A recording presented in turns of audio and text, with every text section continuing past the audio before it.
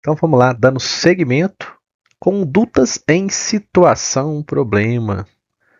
Ainda nessa terceira etapa do atendimento. Decisão e acompanhamento, as condutas em algumas situações. Óbito no local. Então sempre, quando tiver óbito no local, o médico regulador deve ser informado imediatamente. Ok? Se tiver suspeita de morte violenta, não mexer na cena, não alterar a cena. Tem que ser preservada a cena, porque suspeita de crime, então tem que ser investigado. Tá? E aguardar a autoridade policial no local. Então chegou. Sinais de morte, óbvio, né? Óbito, evidente. Não mexe na cena. Não, tem qualquer tipo de sinal vital, prossegue com o atendimento. Né? Tenta RCP e assim vai. Então não tem, nessa situação, problema em alterar a cena. No socorro. Prioridade é sempre o socorro. Mas sinais de morte óbvia e cena sugestiva de crime, morte violenta, você não altera a cena, preserva toda a cena e aguarda a autoridade policial. Paciente terminal. Então é muito comum, hoje a abordagem da terminalidade está dando um contexto diferente, então trazendo aquela questão de dar qualidade de vida para o resto de vida que o paciente às vezes tem, paciente oncológico terminal, clínico terminal, mas nem sempre é fácil no APH, porque muitas vezes famílias extensas, nem todo mundo às vezes tem entendimento e aceitação da condição, e às vezes o cara está lá no processo de, né, de morte mesmo, final, em casa, a pessoa assusta e acaba ligando. Então, se possível, disponível, mandar a USA para poder avaliar. Muitas vezes a USA no local consegue ver a questão do prognóstico, das limitações terapêuticas e consegue trazer mais tranquilidade e realmente dar conforto nesse final de vida para esse paciente. Até a família se sente mais segura. Mas muitas vezes, se não tem médico, né, se é um USB, às vezes fica mais tenso. E às vezes sempre aquela questão do conflito, reanima ou não reanima. Né? Muitas vezes a gente entende que o paciente sem perspectiva, isso é distanásia, então isso deve ser evitado. Mas é uma situação que a urgência se depara com muita frequência e nesse momento é difícil essa decisão. Então, assim, avaliar cada caso com critério sobre a questão de reanimar ou não. Né? E diante da recusa da paliatividade, né, e exigência da ressuscitação, você definir, né, sem ferir a questão do código de ética, certo?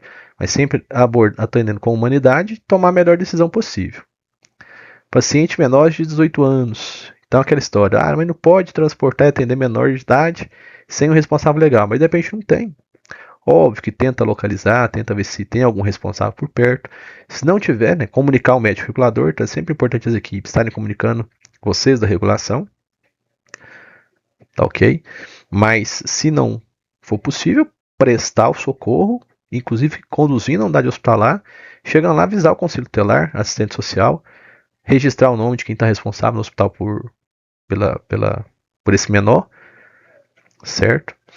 Quando for deslocar, avisar um vizinho, alguém por perto, para onde essa criança está sendo removida, para a família ter ciência. Né? Então, às vezes hoje não consigo o telefone, o contato, mas a questão é preste o socorro e inclusive transporte até o hospital, faça a remoção até o hospital, se necessário for, se não tiver responsável legal para acompanhar. Não vai deixar de prestar socorro por ser menor desacompanhado. Recusa de atendimento, isso é complicado, hein? Tem muito. É uma situação que dá dor de cabeça para todo mundo. Por quê? Porque você tem que ver qual que é o estado de consciência dessa vítima. Está consciente? Tem risco de vida iminente? Se tem risco de vida, é atender. Está consciente? Está orientado? Né? Ele tem poder de decisão sobre os tratamentos. Se ele não quer, não quer. Infelizmente, tem como a gente obrigar. Mas certificar que não tem nenhuma condição de risco potencial de vida, de uma grave que possa piorar, né? Alterar, verificar se tem alguma alteração do centro de julgamento, se é um paciente com transtorno psiquiátrico, paciente que está etilizado ou sob efeito de drogas, né? Esclarecer sempre a necessidade, persistir, tentar insistir na necessidade do atendimento e, se de tudo não for possível, né, assinar o termo de recusa e pedir para, se tiver testemunho local, para assinar também, para respaldar o atendimento de vocês ou da equipe que está no local. Tá bom? Daí é uma dor de cabeça. Se tem, aí pergunta, né? Se tem uma situação que ele está em risco de vida, está com o senso de julgamento alterado, mas você vê que tem uma condição ali, talvez, por ser um trauma, um sinistro que pode agravar. Então, nessa situação, o indicado é que a regulação faça contato com a polícia militar para ir ao teu local, se necessário fazer a contenção e o atender. Muitas vezes ele está negando porque não está em consciência, está com hipóxia, por isso que está agitado. Então, a gente tem que ser mais cauteloso com isso. Mas realmente dá muito trabalho, muita dor de cabeça.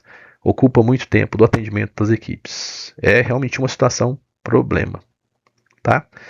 Médicos no local do atendimento que não seja médico do SAMU. Eles podem efetuar atendimento, orientar medicação, procedimentos? Com certeza. Ele é médico. Né? Mas antes, o que eu oriento você? Sempre perguntar para ele se identificar, ver a funcional dele, né? Ver a carteirinha do CRM, se realmente é registrado, se ele tem CRM. Acontece de muitas vezes, em algumas situações, a pessoa se apresentar como médico e não ser médico, né? Ou ser um estudante. Então, nessas condições, assim, tudo que acontece no local da cena é resultado do regulador. Então, ele tem que ter ciência do que está acontecendo e se autoriza ou não esse atendimento. Às vezes é um médico, mas um médico que não está tão habituado com situações de urgência, de outras especialidades. É monitorar o que está sendo feito, está sendo medicado da forma correta, atendido da forma correta, senão não autoriza a equipe a seguir as orientações. Você vê coisas muito absurdas. Mas ele, por ser médico, ele tem sim o direito, né, legal de atender, de prestar o socorro, até mesmo porque se ele não presta esse socorro, ele pode ser acusado de omissão de socorro. Certo? Então, registrar o nome e CRM desse médico, manter o contato, se possível, da regulação com o médico, para trocar ideia e orientação, né, para essas orientações, ok? E qualquer coisa que fuja do que é protocolo do SAMU, a equipe não autoriza a equipe a fazer. Liberar no local da ocorrência. Então, aquela situação que foi atender e, de repente, a USA está lá atendendo o paciente e acha que quer liberar, né, que não tem indicação de remoção. Mas você, enquanto regulador, você tem dúvida, porque a solicitação foi porque, um exemplo, ele teve uma perda de consciência, né, mais que transitória, um paciente com uma série de comorbidades, então está tendo atritos. Né, o médico de campo, tá, o intervencionista não quer remover, acha que não tem indicação, mas você, enquanto médico regulador, acha que tem que remover. Quem prevalece? Sempre o regulador. Então, a liberação no local, ela só pode ser realizada com a concordância do médico regulador. Certo? Após conhecer os sinais vitais, a avaliação, óbvio que a gente tem que ter bom senso, né? Muitas vezes o cara que está lá em campo, o intervencionista, tem mais informações do que o próprio médico regulador, porque está vendo a vítima, mas são situações que problema pode acontecer e se vier a acontecer, a resolução é sempre a predominância da decisão do regulador. Então, para liberar o local tem que ter a concordância do médico regulador, que é a autoridade sanitária. Tá? Mas eu peço a vocês, sempre bom senso. Bom senso às vezes ajuda a resolver muitas situações, ok? Nessa terceira etapa, a decisão gestora, né? E as ferramentas que a gente tem na regulação médica. Então, o que o médico faz? O médico ela tem duas funções, função técnica e a função gestora. O que é a função técnica do médico regulador? Ele é a abordagem do caso, é a classificação do grau de urgência, é a orientação via telemedicina dos atendimentos que a equipe vai proceder ao USB. Isso é a parte técnica, né? E a função gestora é de fazer a gestão dos recursos que estão nessa urgência. Tá? Então, das viaturas, das portas de entrada, dos recursos de assistência, das grades de pactuação. Tá? Então, definir o serviço de destino que esse paciente vai ser, segundo essa grade de pactuação, comunicando a equipe do hospital que vai receber a condição clínica desse paciente.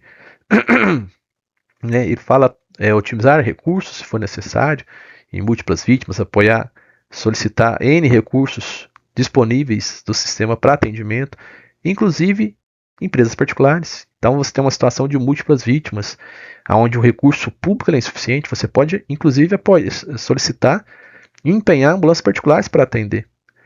É prerrogativa do regulador, você é uma autoridade sanitária. Tá? E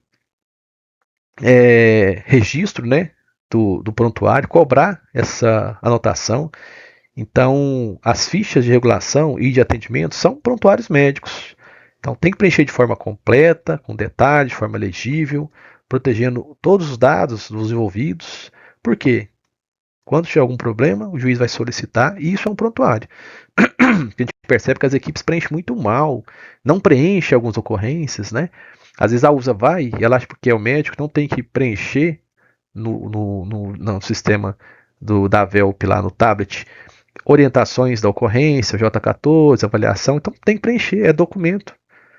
Então, se futuramente a gente é acionado juridicamente falando, qualquer questionamento que tem, processos, Ministério Público, o que te respalda e defende é o prontuário. Então é escrever com detalhes, riqueza de detalhes. Tem que pensar assim que sempre que isso é possível de acontecer. Então você respaldar o máximo possível. Quanto mais se escrever, melhor. Porque é a tua defesa. Se não escreve, fica aberto. Então a chance de ter problema é muito maior. E quais são as ferramentas disponíveis para o médico regulador exercer seu ofício? Né? Então, é os mapas do município atualizado, as grades de pactuação. Então, a gente tem nossas grades de pactuação. No segundo momento, vocês vão fazer uma parte prática, uma parte de serviço e conhecer todas essas grades, né, dos municípios, o que é o pactuado para vaga zero, quais são os hospitais que recebem, né, o que encaminha, o que é SAMU, o que é CORE, hoje, antigo SUSFácil, os telefones das instituições, protocolos, os POPs e as rotinas, o SAMU tem também. Então, quando empenhar, usa, quando empenhar um OSB em código vermelho, código amarelo, o que é responsabilidade de transporte dos municípios, o que é responsabilidade de transporte do SAMU, ok? As fichas físicas para preenchimento dos prontuários, ok? Os censos de leitos das unidades de saúde que vai receber, para você ter ciência de como é que está o estado de lotação, os recursos internos e externos, a gente fala assim, disponível para uma situação de emergência, os planos de contingência, plano de múltiplas vítimas, contenção. Então, tudo isso tem que estar disponível para o médico. O médico tem que ter conhecimento, né? Isso a regulação médica é um observatório do sistema de saúde em tempo real, que você consegue ter noção de como é que está os hospitais, o que é recurso disponível, qual que é o grau de lotação, certo? Isso tem que estar disponível para o regulador para ele exercer a sua função da melhor forma possível. Ok? As normas e as portarias, né? Então, normas e portarias, a gente tem aqui essas portarias do Ministério da Saúde, o acesso central, reguladora é acessada pelo 192, tridígito, funcionamento ininterrupto, 24 horas por dia, todos os dias do ano. Então a gente já falou isso no início. Equipe de plantão, né, pelo menos um médico regulador e o TARM e um frota presentes na sala de regulação. Óbvio que pelo menos um. Aqui a gente hoje trabalha com 4 médicos reguladores. Então cada serviço, pela sua dimensão, dimensionamento, tem a quantidade, mas pelo menos um tem que ter lá o tempo inteiro. Então acontece algumas situações, né, de você ter uma baixa, de repente por motivo de saúde, o médico regulador não consegue ir para o plantão, e você tem que priorizar. Então você tentou a todo custo cobrir, comunicou direção clínica, coordenação, mas de repente uma contenção emergencial, você não consegue tá faltando um médico lá na central de regulação, não tem ninguém. Então, entre USA e regulação médica, você baixa a USA, né, ou deixa a USA rodar sem o médico, encaminha o médico para a central de regulação. Então, tem que ter pelo menos um médico na central de regulação. Isso, né, é importante que não aconteça. A gente pede empenhos dos senhores e das senhoras nessa cobertura quando necessário. Então, vocês estão tendo treinamento tanto da regulação quanto da intervenção, porque pode ser que às vezes venha até necessário cobrir um outro plantão nesses 2 locais, mas uma situação extrema onde você não tem ninguém na regulação e você tem médico de intervenção, você vai baixar essa USA, vai rodar só com o enfermeiro e o condutor, e o médico vai para a regulação, uma situação emergencial. Tomara que não aconteça. Fluxo chamado, então todo chamado, ele é atendido pelo TARM, após a identificação, localização e repassado ao regulador. Então estuda a portaria 2657, traz para nós, né? Os trotes e enganos, então tem que ser registrados, mas não é contabilizado como caso. Então isso é importante para nossas estatísticas, né? Então trote e enganos, isso não tem que... Você registra para documentar, mas não é contabilizado como caso. Questão do julgamento rápido do médico, tem de 30 segundos a 1 minuto para poder classificar a gravidade do caso, né, fazer esse julgamento e desencadear a melhor resposta possível, né? De 30 segundos a 1 minuto. Então você tem que ter isso em mente, treinar. Questionário, tentar identificar uma das 3 síndromes, o questionário direcionado, investigar os sistemas. É de 30 segundos a 1 minuto para definir. Eu vou mandar um recurso, o melhor recurso que eu tenho, não vou mandar um recurso. Então isso é só o tempo, o dia a dia que nos vai trazendo. tá? E sempre acompanhamento ou atendimento, não é só mandar a viatura. A gente percebe que mandou a viatura, acompanha o deslocamento, a chegada no local, acompanha o atendimento e o deslocamento do local do atendimento até o hospital. Então é importante a gente ter esse segmento, ok? E para finalizar, certo? Para você levar aí para o plantão, a regulação transforma o chamado em resposta.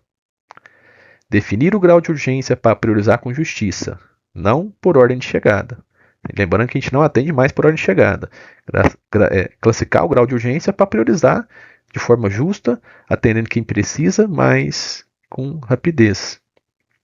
Prioridade no diagnóstico sindrômico, ok?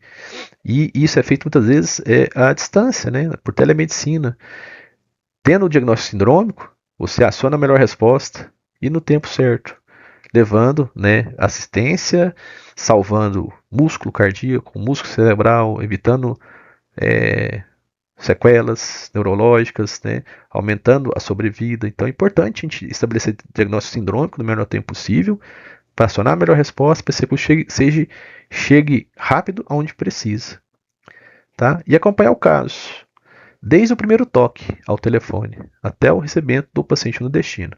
Então é para isso, né, é o nosso ofício, certo? Muito obrigado, senhores.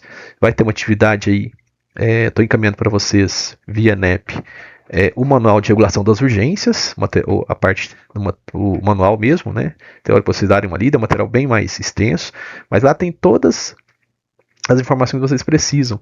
E eu oriento os senhores que, né, e as senhoras que tenham isso debaixo do braço para consulta contínua, né, rotineira, para consultar com frequência, para a gente sempre melhorar o feeling da regulação.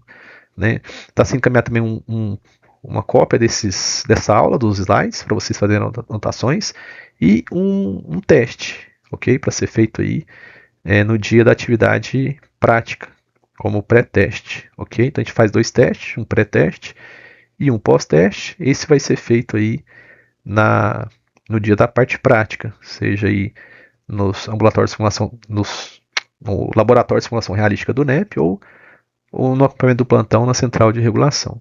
Então, muito obrigado, senhores. Qualquer coisa, estou à disposição e até a próxima.